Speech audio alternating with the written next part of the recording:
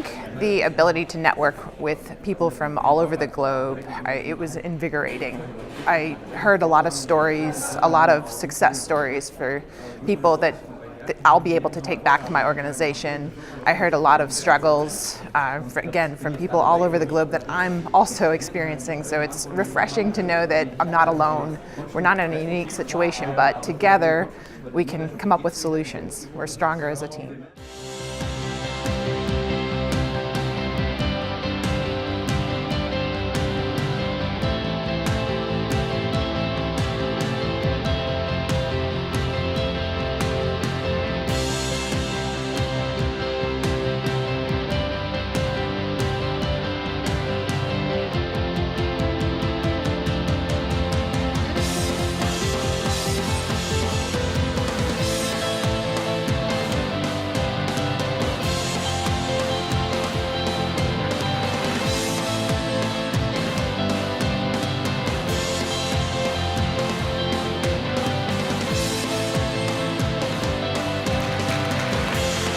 For me as a speaker, the questions during the presentation are the highlight of the QS tag. Then I see if the message comes across, if I've presented the topic clearly, and which points weren't covered, because the questions usually reveal that. That's the highlight for me.